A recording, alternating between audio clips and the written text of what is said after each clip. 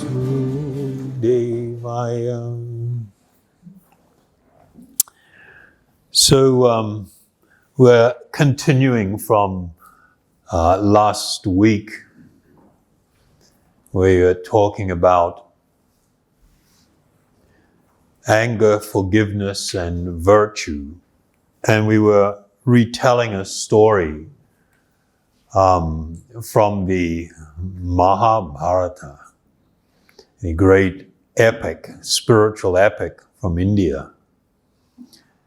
And it was about a royal family, these 5 young princes who, after the death of their father, who was the king, were pushed aside by their uncle and his children.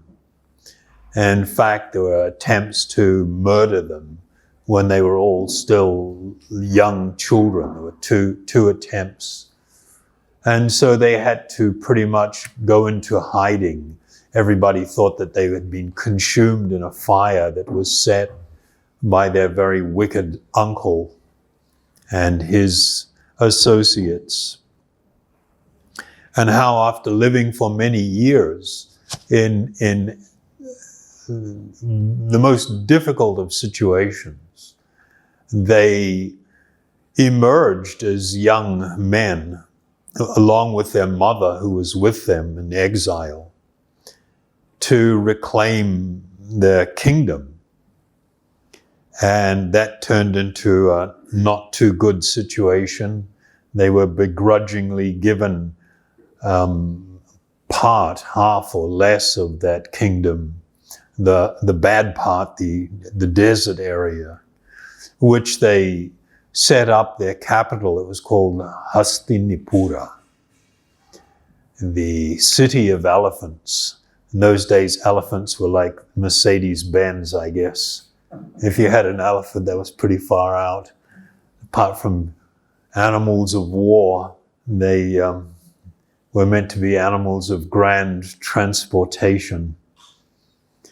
And after things were developing very nicely through palace intrigue and wickedness, they were enticed into a situation and challenged in a way that they could not refuse. They ended up losing their kingdom once again. Yudhishthira, who was the eldest brother and who was the king at that time,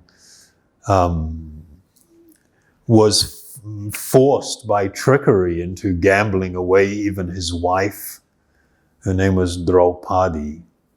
So they suffered these horrible situations and were forced into a 13-year exile where they left with not even their clothing, just in their underwear.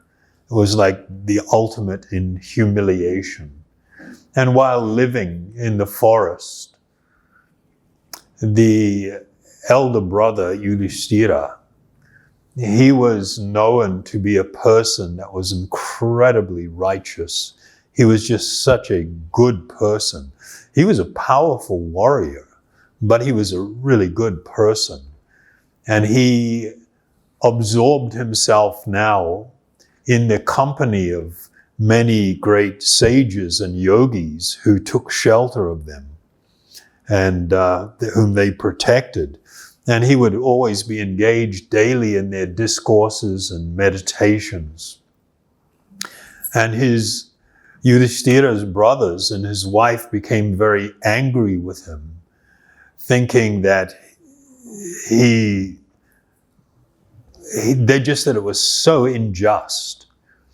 And his wife finally questioned him, "What's wrong with you that you aren't becoming so incredibly angry at the injustice and everything that was done to you and your brothers and to me? How can you be so tolerant?"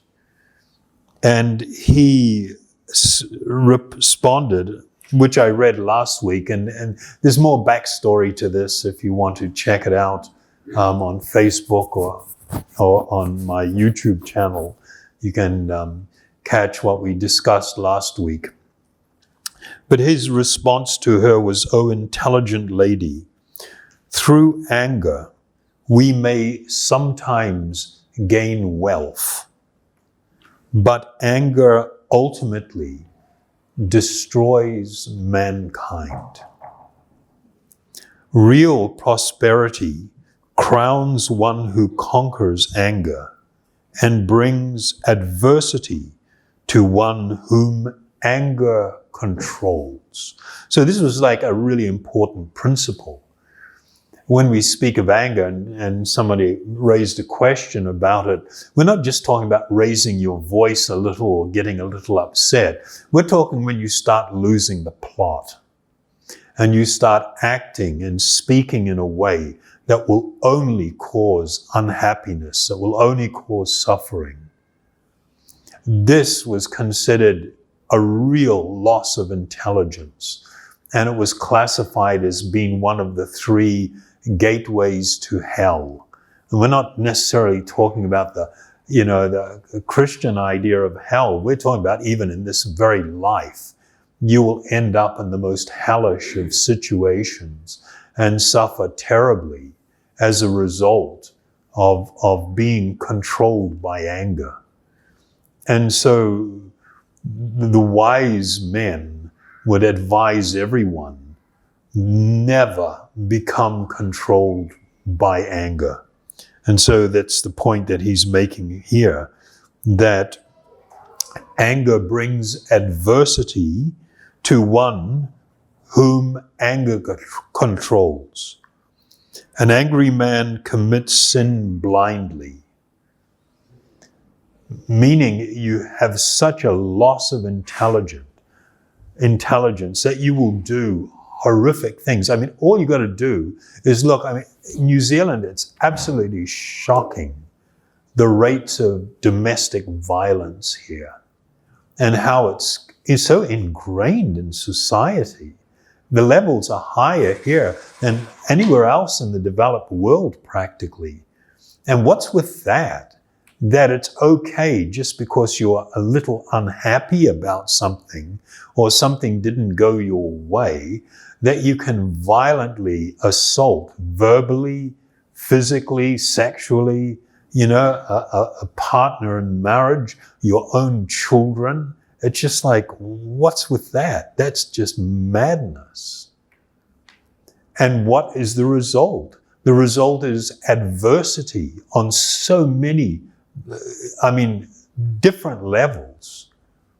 You destroy your kids. Kids have a really hard time being raised in a really violent family situation and being able to navigate their way through life and find peacefulness and to treat others equally with dignity. You learn. The go-to is if things are not going your way, if stuff's happening that you don't like, it's not a question of whether it's right or wrong. If you don't like it, you get so pissed off that you just erupt in violence.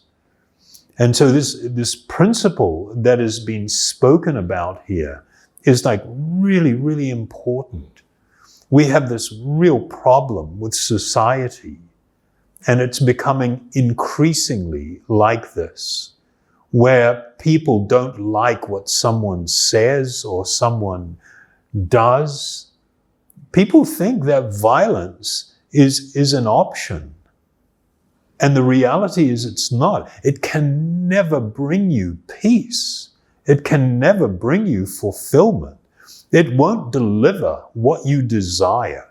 I mean, it's just like so nuts. You don't like something going on in your life and you want to blame a particular person for being the cause of that. And then you're going to get angry at them. Does it ever produce a good result? Does the other person go, "Oh yeah, I'm so sorry. I'll never do that again"? No. The other person, "Oh yeah, what about the time when you were," whatever. Everybody's got their little go-to place where they reach into their bag, the history of the relationship, where we never let things die. there's this smoldering stuff inside. And then as soon as somebody, does something I don't like, it just all comes out, and it's just like, how do you expect to live a good life? How do you expect to become happy? How do you expect to experience peace? How do you expect to face death that is surely coming in a noble and dignified and wonderfully spiritual way if your life is so filled with so much anger and angst?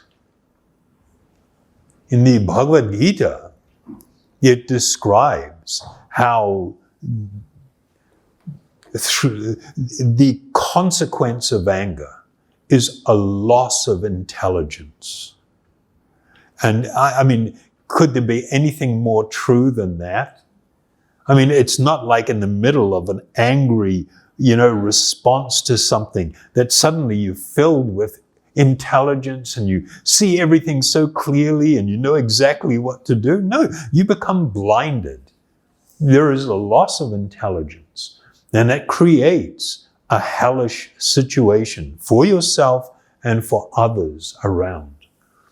So in this conversation that takes place here, and there's a bit too much of it to read in the short time that we have, but in this conversation, people began, the brothers of Yudhishthira began to challenge him. How is it that your whole life you have lived in virtue? You would even abandon your brothers and your wife before you abandoned virtue. And what has it got you? What has it got you? Look where you are. And he explains a couple of things. One is to live a virtuous life. Means that you are not a merchant, that you trade in virtue. Oh, I will be virtuous if I get this. I will be virtuous if this result happens. He said one should live a virtuous life because it is the right thing to do, and it is good for you. The result will be that you experience peacefulness and happiness, and there will be usually a result. So one of the things that he said was a person in a less powerful position. I'll read this one because it kind of goes against the grain. I'll just finish reading this thing that I was reading. Anger is the root of all destruction. An angry man commits sin blindly. An angry man will kill even his respected preceptor and insult his elders. He cannot distinguish between right and wrong, and there is nothing an angry man might not do or say, even to the point of sending himself to death's abode. I mean, that's what a statement. Can somebody hit that amp there? We're getting noise out of it. Huh? So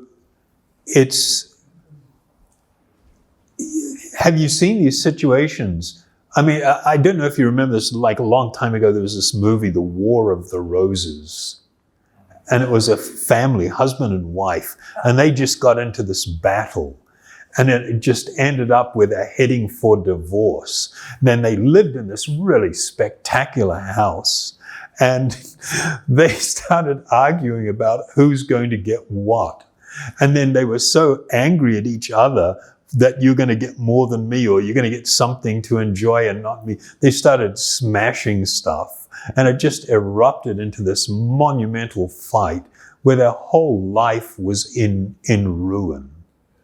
And you see it in the criminal world, where somebody comes up against the police or something, and then it's so erupting in anger,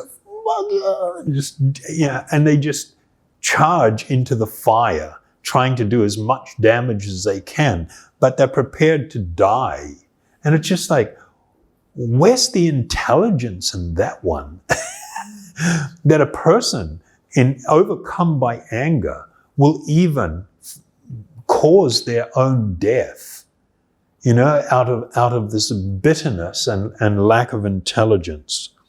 So he said, I will not indulge in anger, Draupadi. Rather, I will strive to control it. So he went on to describe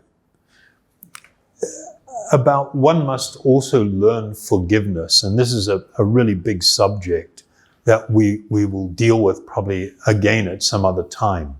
But the fundamental principle is, I run some classes in a shelter for women, primarily some men, but women who are victims of domestic violence or sexual violence.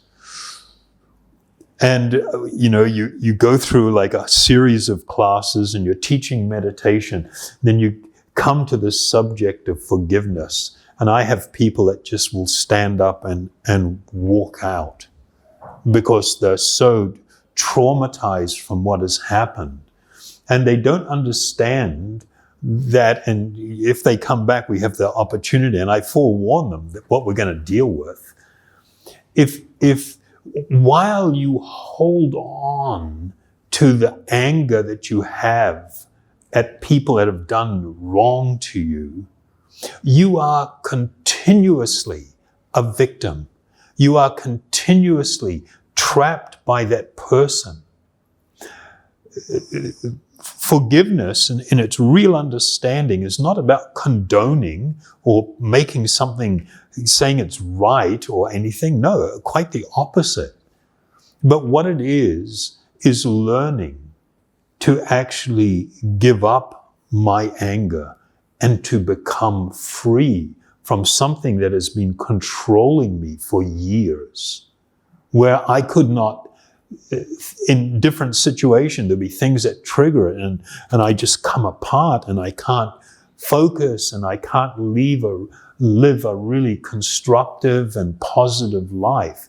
The mechanism for becoming free lies in this subject. But it's a huge subject, and don't worry, we're not going to get through with it tonight by any manner of means. But after speaking about that to his brothers, he also warned that even when a person is in a weaker position, they must actually resort to virtue. If you resort to anger, you will be crushed, you will be hurt, you will be destroyed. It's just not smart. And in their case, in their life, they put up with the great austerity that they had to accept. And eventually there was a great battle between these two groups of cousins, a fierce battle where the aggressors were, the issue was put to rest. But the point that Yudhishthira spoke about and what he demonstrated in his life, you don't sacrifice what is your eternal good. You don't sacrifice spiritual intelligence, awareness of your spiritual being for something that is temporary. When one becomes overwhelmed by anger, this is inevitably what happens. The path to true spiritual enlightenment, the path to having this amazing spiritual awakening of your actual spiritual identity, apart from this body, apart from the mind, apart from that which is temporary and passing, is an extraordinary experience that cannot be compared to anything. And in order to come to a place of real spiritual awareness and to have this experience of self-realization, of enlightenment, one needs to go to battle with such things as their emotions. I had a really not very pleasant morning. I've been trying to help a couple, not in New Zealand, somewhere else, with their marriage situation, which is coming unglued. And the fundamental things I had told them, when it comes to dealing with stuff in your life, and when you're in a conflict situation or a difficult situation, first rule, never make it worse. Never make it worse. There's no gain in making things worse. Everything becomes more difficult. Even if you are saying something that is true, if it is not having the effect, if it's making things worse, you've got to stop talking. So first rule, never make things worse. Then if you want to seek a resolution and a way forward, do not act in a heightened state of emotion. Whether that's so-called positive, you're all flipping out, oh, it's so great, yeah. Or it's in a mood of anger or fear or rejection or deep depression. In a heightened state of emotion, don't speak, don't act, don't make a decision. It will never work out very well. You must learn how to calm down and to step back, disengage from the mind and the emotions that all occur there. And when one is on a very even keel, consider what is in my best interest, long term. What is in my best interest? And what is in this other person's best interest? What action do I need to take? What do I need to say to move us towards a better place, whatever that's going to be? And this is what it means to be virtuous, to live in virtue, where you are not acting. I mean, the distinction between animals and human beings. Animals have no capacity to step back from things.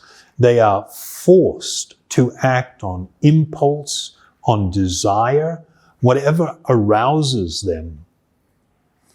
Whether it's fear, hunger, anger, sexual drive, whatever. They are compelled to act. As human beings, the thing that distinguishes us from animals is we do have the capacity in this human life to step back. And this is something that we must cultivate in our life to produce the best possible outcomes, to create the opportunity for actual happiness, for actual peacefulness. The material impulses, as I will call them, they take you away from an awareness of your eternal spiritual being, who you are, the person who resides within this temporary body. The material impulses, the emotions, all these things, they drag you into that animal realm. The realm of where everything is fleeting, temporary, passing, where there is no peacefulness, there is often fear and anxiety and apprehension. So this was the lesson that Yudhishthira tried to share with his brothers and with his wife. Patience and tolerance are two things that are really important to cultivate in order to come to this place, to arrive in this destination. So I think that's about as far as we will take things tonight. Does anybody have a question?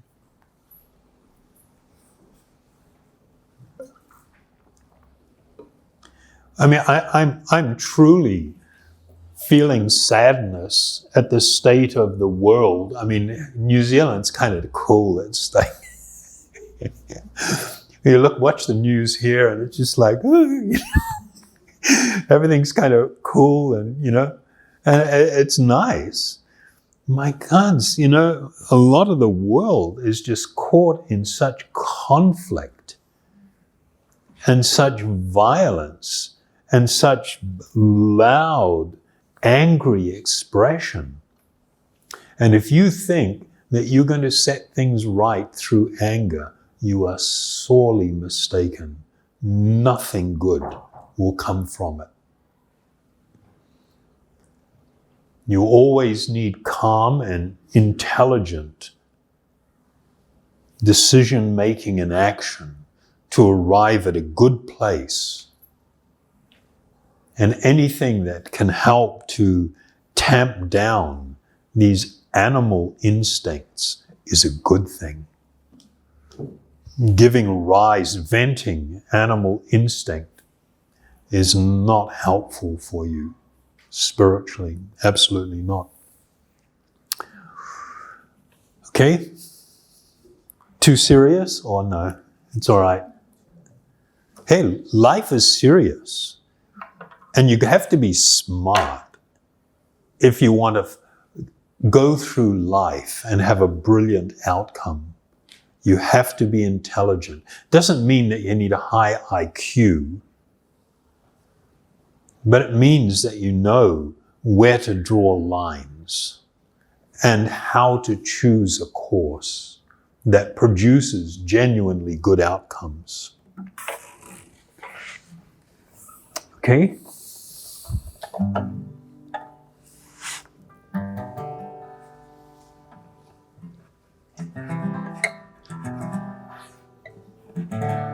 think I will maybe chant the Maha Mantra.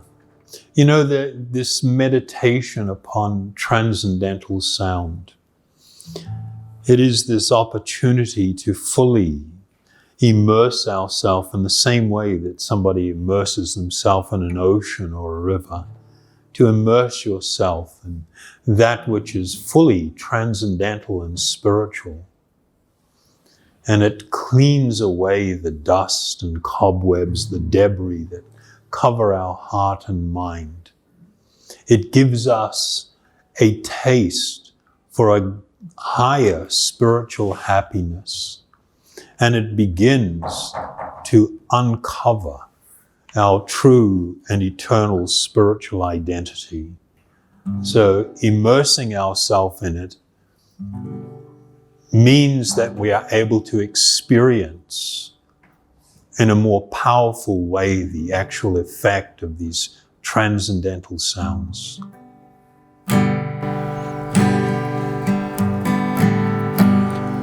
Hare Krishna,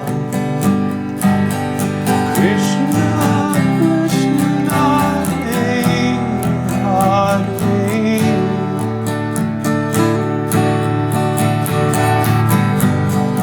Hare Rama, Hare Rama,